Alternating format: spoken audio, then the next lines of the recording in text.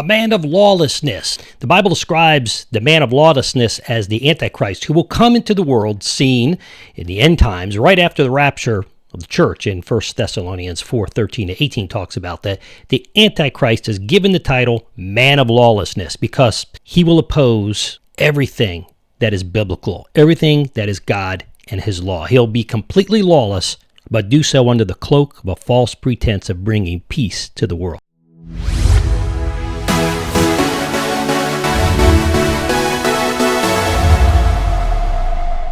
Greetings, everybody. My name is Stevie Garofalo. This is Reason for Truth, where the truth comes first, the reasons come last, but we're always and constantly learning, because when we stop learning, we stop teaching, or at least stop teaching well. Reason for Truth is not only the channel, but the organization that helps you, both Christians and non-Christians, cut through the fog of culture's distorted truth, because in our relative world, the truth doesn't change, but the human will certainly does to distort it. We cut through the distortion of current events with the truth as an antidote to the false messages that are so pervasive in our world today. Before we get started, bam, you know what I say, give that God silencioso sinistro, bah, get that out, right? That's the Italian left hook. Subscribe, hit the alert bell, just pause. Put this thing on pause and do it. You'll be so happy you did. Not going to miss any of our episodes. All right.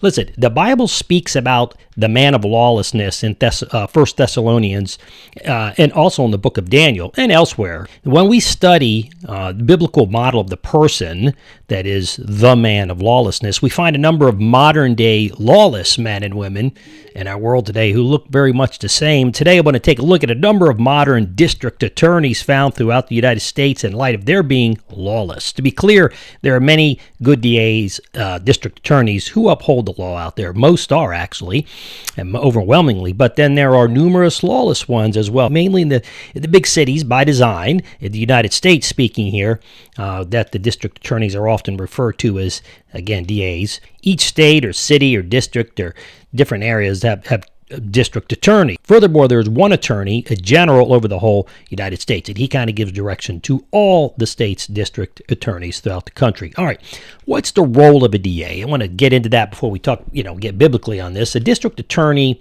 or a DA is the highest ranking prosecutor in the state, especially in a county or a district, and the DA has the power to prosecute or not, right? He can let you off unjustly sometimes. People charged with crimes, that's his job, to go after them, ranging from homicide to petty theft. The DA is also known as the state's attorney, and he can also be called the prosecuting attorney or the county attorney or the city attorney, depending on the defined geographical area. So the office of district attorney consists of deputy district attorneys as well.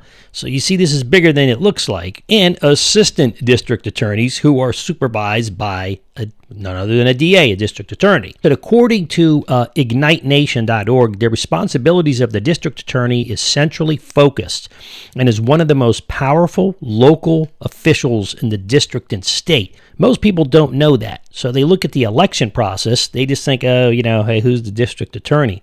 You see what happened in New York, in LA, and San Fran, and in Chicago, when you get a rogue DA, all hell breaks loose. And that's a literal term, not a derogatory term.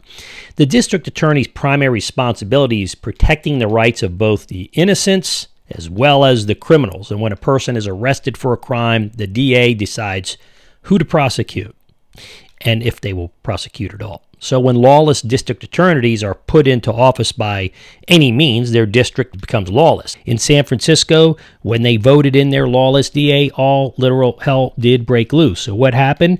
And despite of people being arrested, most criminals were let out of jail, or they were let out without bond. A lot of times they just weren't arrested at all because they were told to stand down by the order of the DA. The lawless DA in the case gave orders for the police not to arrest people for shoplifting who steal under $950 at a time. Now, that's kind of strange, right? So, as a result, people went to the stores with a calculator and they stole like $945, knowing that they wouldn't be arrested or they couldn't be arrested. And as a result, in 2020, 2021, Walgreens in particular, amongst other stores, they closed 5 stores for a total then of 22 stores that were shuttered for the same reason. And they call this organized retail crime, I guess, impact. And they say they got to the point of unsustainable levels. So in other words, if you're just going to keep robbing the store can't be profitable, and they close. That's what happens.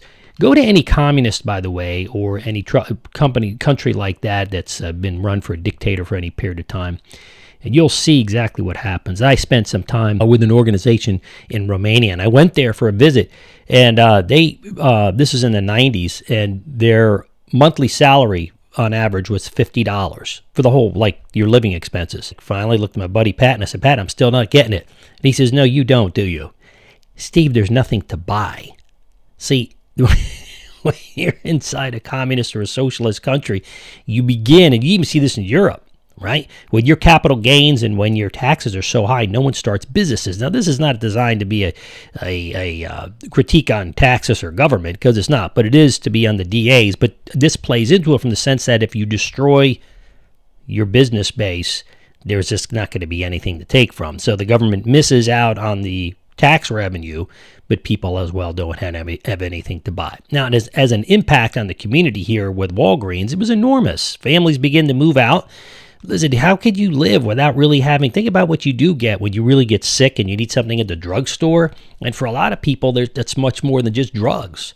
They were horribly impacted by the lack of essential resources of a drugstore and simply in their neighborhood. The reason for all this lies in the fact that they had a lawless man or woman as their DA or DA assistant or in a position under the DA. Mostly they all come from a lawless DA. They didn't have the necessary authority, but at the end of the day, they were able to change policy, and then they went along with it, and the policy acted as a law, I guess like a de facto law, meaning that policy laws, I'll call them policy laws, put on the books that violate the state and local laws more often than not in the U.S. Constitution, but that's what happened. Now, these DAs gave the order for law enforcement and DA staff underneath them to stand down from enforcing existing laws, and in many cases, as I stated, they created a new rogue lawless policy, acting laws, I guess, big word I made up, which makes it technically illegal for the police, the businesses, government officials, and citizens to enforce and uphold the existing laws. And this created